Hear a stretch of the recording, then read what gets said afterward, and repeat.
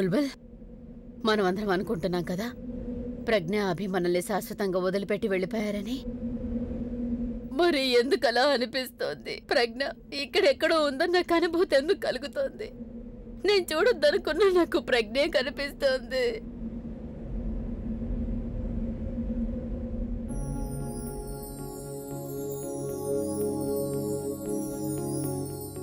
అమ్మా, నాకు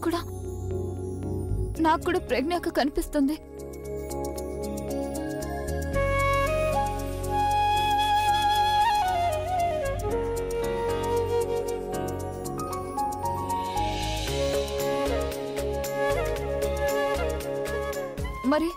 మరి నీకు బావగారు కూడా అక్కడ కనిపిస్తున్నారా?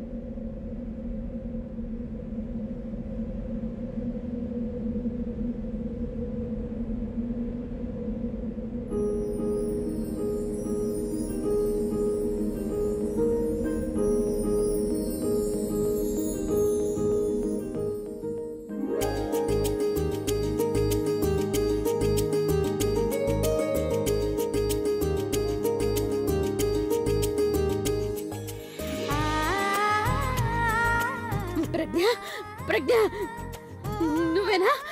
ప్రజ్ఞ ప్రజ్ఞ ప్రజ్ఞ ప్రజ్ఞ ప్రజ్ఞ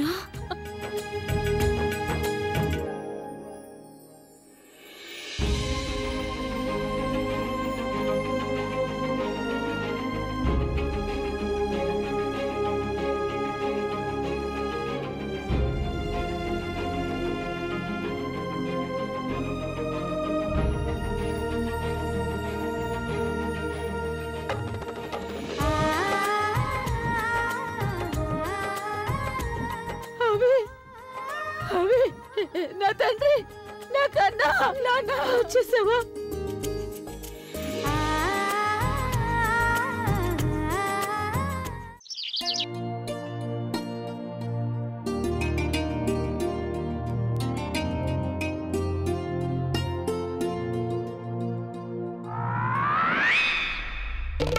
తను ఎక్కడికి వెళ్ళిపోయింది?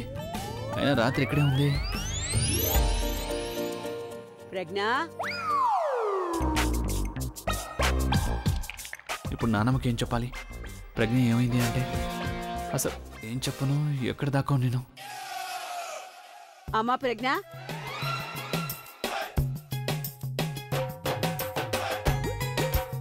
బాబు అభి,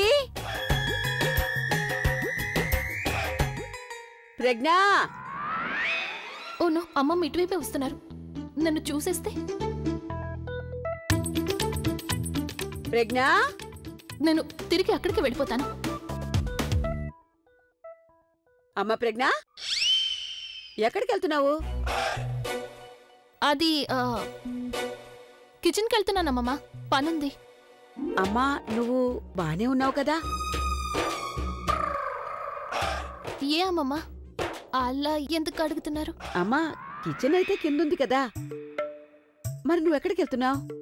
అవును, కిచెన్ అయితే కిందే ఉంది, నాకు తెలుసు. అది పైన మేడ ఉంది కదా, అది నేను మేడ మీద ఒకటి తెచ్చుకోవాలి. ఆ తర్వాత కింద కిచెన్కి వెళ్తాను.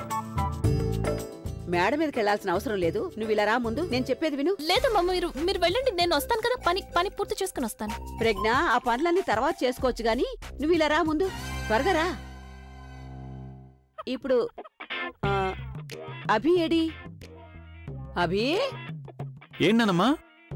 ఇక్కడేం చేస్తున్నావు? ఆ, ఏం లేదు, ఊరికే చిన్న పనుండి వెళ్తున్నాను. ఏంటి ఏమంటున్నా? ఆ, అంటే ఏంటంటే నానమ్మ, నేను కిచెన్లోకి వెళ్తున్నాను. నీళ్ళు అయిపోయాయి కదా, అందుకని నీళ్ళు తీసుకోవడానికి వెళ్తున్నా. నువ్వేంటి అలా చూస్తున్నావు? నువ్వు కూడా కిచెన్ దగ్గరికే వెళ్తున్నావా? అయినా మీ ఇద్దరికి ఈరోజు ఏమైంది? మీరిద్దరూ కిచెన్కే వెళ్తున్నారు, కానీ వంకర దారిలో వెళ్తున్నారు. అంటే తెలుసు నాకు. మొదట నువ్వేదో తీసుకోవడానికి వెళ్తున్నావు, తర్వాత కిచెన్లోకి వెళ్తావు, అవునా? ఎగ్జాక్ట్లీ. నానమ్మ, నీకెలా తెలుసు? అడవిలో మీరిద్దరూ తినకూడదేమీ తినలేదు కదా. ఇద్దరూ ఒకే టైంలో ఒకే రకంగా బిహేవ్ చేస్తున్నారు. అయినా నేను కింద నుంచి మిమ్మల్ని ఇద్దరినీ పిలవడానికి వచ్చాను. మీ ఇద్దరినీ ఏదో అడగడానికి కమిషనర్ గారు వచ్చి కింద కూర్చున్నారు. అలాగా? సరే, నేను టీషర్ట్ చేంజ్ చేసుకుని వస్తాను. అలాగే. నాకు తెలుసు మిస్టర్ అభి, మీతో మాట్లాడడానికి ఇది సరైన సమయం కాదని. కానీ మేము కిడ్నాపర్ని చాలా త్వరగా పట్టుకోవాలనుకుంటున్నాం. ఇక అందుకనే ఆ క్రమంలో మీ ఇద్దరిని కొన్ని ప్రశ్నలు అడగాలనుకుంటున్నాను. మరి మనం 2 నిమిషాలు కూర్చొని మాట్లాడుకోవచ్చా? Thank you.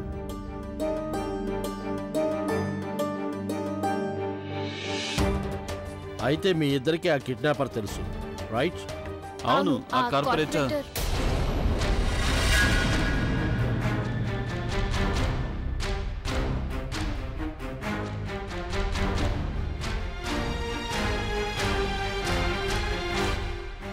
ఆ కార్పొరేటరే మిమ్మల్ని కిడ్నాప్ చేశాడా? అలాగే అతనే మిమ్మల్ని గన్తో కాల్చాడు, రైట్? లేదు, గన్తో కాల్చింది తనని. కానీ బుల్లెట్ మీకు తగిలింది కదా? లేదు, అది ఆ కార్పొరేటర్ గన్నుతో కాల్చింది నన్నే, కానీ ఆయనకి తగిలింది. కానీ గన్తో కాల్చింది ఆవిడ్ని, కానీ బుల్లెట్ తగిలింది మీకు. కానీ అలా ఎలా జరుగుతుంది? అతను గన్నుతో కాల్చినప్పుడు నన్ను తప్పించి ఆయన ముందుకొచ్చారు. అంటే గన్తో మిమ్మల్ని కాల్చినప్పుడు ఆయన తన ప్రాణాన్ని పణంగా పెట్టి మీ ప్రాణాలు కాపాడారు. ఐ మస్ట్ సే, మీ ఇద్దరి మధ్య చాలా ప్రేమ ఉంది. అవునండి, మేడ్ ఫర్ ఈచ్ అదర్ కదా.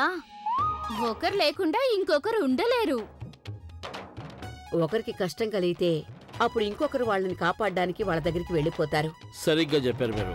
అలాగే వాళ్ళిద్దరి ప్రేమ వల్లే వాళ్ళు ఇన్ని రోజులు అడవిలో సర్వైవ్ కాగలిగారు.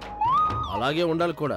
అసలు బంధాల్లో ప్రేమ లేకపోతే అప్పుడు... ఎక్స్క్యూజ్ మీ, మీరు కిడ్నాపింగ్ గురించి ఇన్వెస్టిగేట్ చేయడానికి వచ్చారా, లేక మా పర్సనల్ లైఫ్ గురించా? అబ్బే, లేదు. ఇదైతే ఊరికే అలా అడిగానంతే. ఇప్పుడు అర్థమైంది నాకు, మమ్మల్ని కనిపెట్టడానికి మీకు అంతా సమయం ఎందుకు పట్టిందనేది. అసలు మీ దృష్టి ఇలాంటి విషయాల మీద ఉంటే ఇక మీరు మీ పని ఎలా చేయగలరు? అలాగే ఒకవేళ 2 రోజులు కనుక కార్పొరేటర్ని అరెస్ట్ చేయలేకపోయారంటే అప్పుడు నేను మీ మీద ఎలాంటి పాట తయారు చేస్తానంటే అది మీ డిపార్ట్మెంట్ బండారం బయట పెడుతుంది. ఇక ఆ తర్వాత ప్రతి పిల్లాడి నోట ఆ పాటే వస్తుంది. పాట చేయమంటారా? అరే, మీరు కోపగించుకోకండి మిస్టర్ అభి. మా టీం మొత్తం అక్కడ అడవిలో వెతుకుతుంది. అండ్ ఐఎమ్ ష్యూర్ మేము వాళ్ళని త్వరలోనే పట్టుకుంటాం. వాళ్ళేమీ తప్పించుకుపోలేరు. మాటలు చెప్పకండి ప్లీజ్, మీ పని చేయండి. నేను మీకు 2 రోజుల టైం ఇస్తున్నాను. I want to see the results. Listen, last warning ఇస్తున్నాను. ఒకవేళ అభి దగ్గరకు వచ్చావంటే అప్పుడు నేను... ఏంటి? ఏం చేస్తావు చెప్పు.